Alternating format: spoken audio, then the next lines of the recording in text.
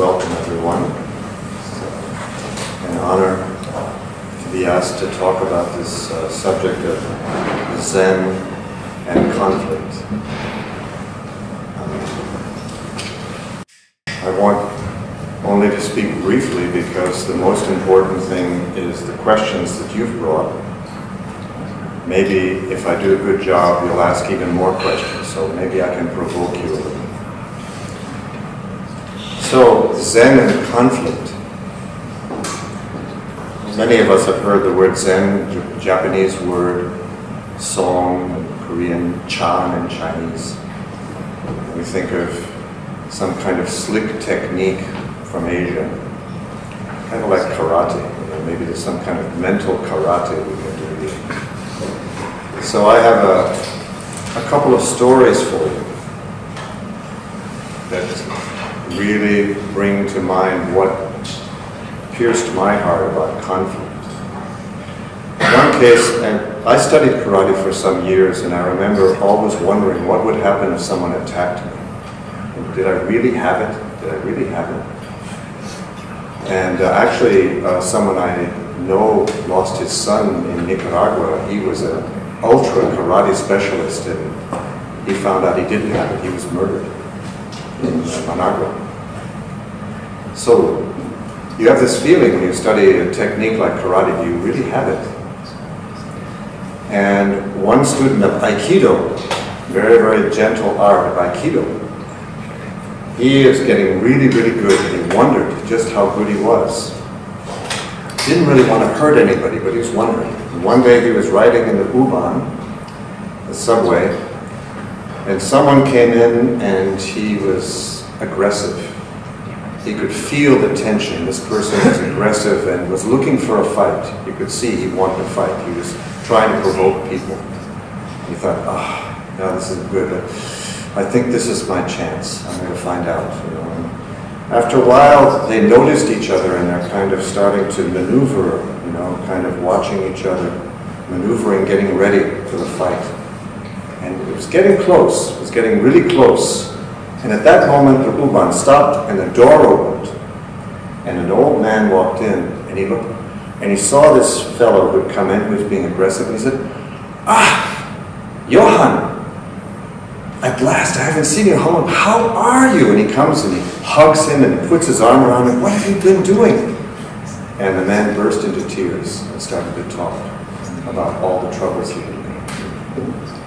And this man who studied Aikido said, I learned more about Aikido in this moment. I was getting all my techniques ready, and I was completely blind. I didn't see this person. I didn't really see who was in front of me. But I had my technique. I was ready. So this story reminds me of another one about our institute. And this institute's job is to resolve conflict. And they do it at the family level, the neighborhood level, even at international levels. They're helping people negotiating peace. And they have a technique. Their discovery is that when you have a possible conflict, at the very beginning, okay, you have a Gegner, you have some opponent, right? You see it as an opponent. At that beginning moment, you make a choice. Do I treat this opponent as a human being? A full human being, and respect them as much as I respect myself or anyone? Or do I treat them as an object, as a thing?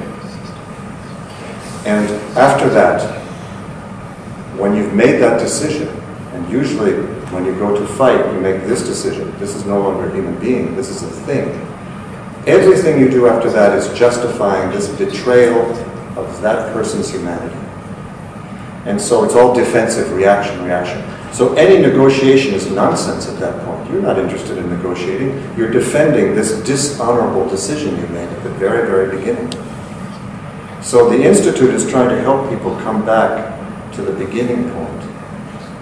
Did you make that decision? What decision did you make? Did you dishonor yourself? Did you dishonor that person by thinking of them as a thing? Or do you honor that person as a human being, just like yourself? And that is the most difficult thing, to get people even to admit they had made such a dishonorable decision. It's very hard to admit. You have to be very humble. So this institute is working with people that way. Another wonderful technique for conflict resolution. But what does that have to do with Zen? At this point, Zen can sound enigmatic, because actually these things have very little to do with Zen. Zen is about being able to see your original nature. This attention, this awareness that is making no judgment has been here since you were born. How can you come to this if you're with a technique? If you have a technique, if you have some special thing, it will only get in your way. How can you let all your techniques drop and simply look at the world with that very pure awareness? It's very difficult. Most of us feel we have to have a technique, we have to have a sword in front of us, somehow to defend ourselves, somehow to cut it up into manageable pieces. How can you let all of that drop? Not easy. And yet it sounds very simple. To just go naked into the world and simply allow the world to be itself. So, that's my little introductory talk. Because I've been kicked by this gentleman next to me about abandoning all my techniques. I had plenty of them. I'm still working on dropping all of them. And just simply allowing you and allowing the world to be itself.